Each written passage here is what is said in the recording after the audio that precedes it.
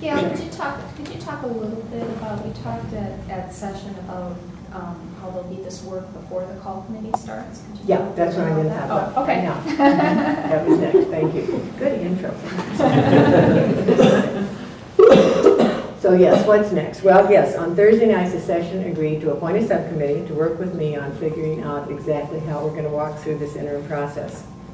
That subcommittee will be charged with data collection and analysis and finding ways to engage the congregation in conversation and developing a timeline for getting the interim work done. When I work with the congregation, I think that's the work of the session, not the call committee. And what I've learned over the years is that if the work is done up front, it makes the job of the call committee a lot easier. We can get the work done, we can give them all that we've learned, and they can pretty easily write a church profile or a church information form and start the work of reviewing personal information forms or pastoral profiles. If they have to do the upfront work, it's going to take a lot longer to get the call underway. So that upfront work is the work of the session. And the way we do it is we ask the session to appoint a subcommittee. We've asked for volunteers, and I'm sure that we won't have any trouble finding them. There are people who really like to do that kind of work. So, one of the things we'll be talking about is the possibility of a congregational inventory. I understand there was a long-range planning process not that long ago. I haven't yet found that report, but we will look at that. We'll also look at the information and data that was gathered before the last pastoral call. So you're saying, well, why do we have to do that again? Well, because this is not the same congregation that called Heidi. This is not the same congregation that called Tom. A lot can happen in 10 years, and we need to figure out where we go from here. We want to find out what the congregation thinks, what you think about worship and education and outreach and fellowship and mission and children and family ministry, youth ministry, the facility, the way we use it, and perhaps most importantly, what characteristics and qualities you want in a new pastor. We'll also take a look at the demographics of the neighborhood. I think we all think of this as being such a stable and unchanging neighborhood. The college is here, businesses move in and out on Grand Avenue, but it's pretty much the same. Well, probably not, especially given the economy over the last couple of years. We need to find out how that's changing our place in the neighborhood. And when all of that is in place, we will elect a call committee or a search committee. And if you're interested in being part of that, there will be a time when you will be invited to submit your name to the nominating committee, who will put together a slate for the call committee, which is then elected by the congregation. And of course the question is, when will that happen? And I can't tell you. There are too many variables right now. And I've only been here a week. But I can tell you that it's not going to happen before early next year, which by the way is only 3 months from now. But it's going to take us a little time to get all of this together, and Christmas will come in there. Advent and Christmas will come in there, and things will pretty much grind to a halt for a while, and then we'll pick it up again in January. So where are you in all of this? And maybe the real question is, where do you want to be? What I know is that we will want to hear from you. Each one of you carries part of the history of this congregation. Each one of you undoubtedly has an idea of where you want this congregation to be in the near future and the distant future. So we will develop a plan for getting those conversations underway. Next, be patient. The interim process takes time, and for a good reason. It's not easy for a church to make these kinds of transitions. If you have questions or concerns, come and see me. If you have a complaint, let me know. Don't imagine that I've never heard complaints. But don't also imagine that just because you have a complaint, it's going to change the way I do what I'm doing. It might. I pay attention to complaints if I think they're valid and can offer something worthwhile to the process. And I'm a good listener. I'm here in the office from Monday through Thursday, and you're welcome to stop by or call me and make an appointment. My plan right now is to spend time with each member of session individually to find out what they do and what their hopes and dreams are for this interim time. But there's a lot of time around that, so if you have something you want to tell me, come by. And finally, please be intentional in your prayer as we go through this interim process. Pray for the people who are doing the groundwork. Pray for patience and wisdom and courage, and pray for each other. Any questions or comments?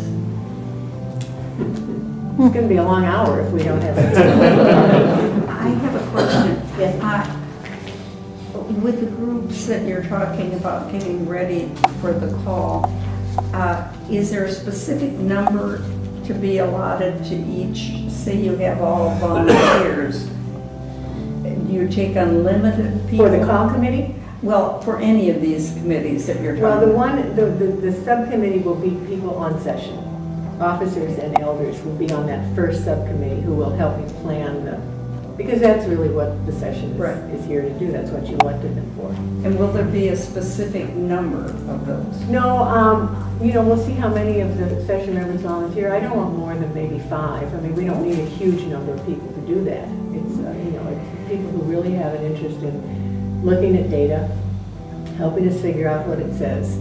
There are also inventories that I've used that will send back, they're done by computer, and then they send back a written analysis of the data that we've turned in. And we may decide to go that route, because sometimes that's easier. It costs a little bit more, but it's you get back a more thorough report. So, the inventories will look at all areas of church life.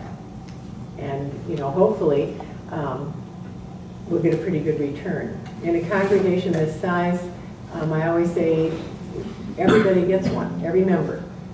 And then, they're sent out anonymously, they're numbered, so we know, if some haven't come back in, we can ask a second time for them to be returned. Bigger churches will do a sample, but I think it's worth giving everybody the opportunity to complete one of the surveys. And then we either send them in or we look at them and try and figure out what they're telling us about your desire for a new pastor, what you think about Christian education or the time of worship or mission giving or a lot of those things. So.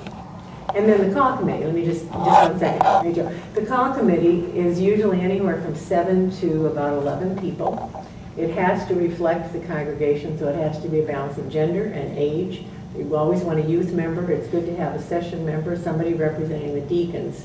But the nominating committee will put that together and then present the slate to the congregation. So, we may decide, the session may decide that the call committee is going to be 9 people.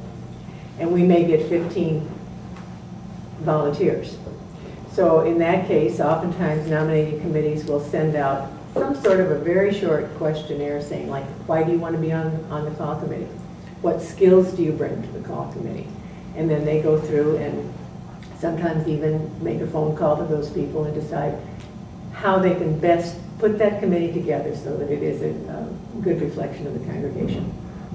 So everybody has a chance to participate in one way or another. So there you go. The survey that you mentioned, is that a standardized survey that has already been written by the denomination? Or we have a number of options. The Committee on Ministry has put together a packet of ones that are available and have been used in the past. I've used one from Hartford Seminary a couple of times, and it's a good one. I haven't seen if they've updated it lately, because I haven't had to do this for a while, but we may look at that one. And that's one that does come back with everything already analyzed and collected and gives you some sort of an idea of what you're working with. So, yeah, they're standardized inventories. Because that takes a long time if a committee has to it takes a long come time up with what are our write it. questions. That's right.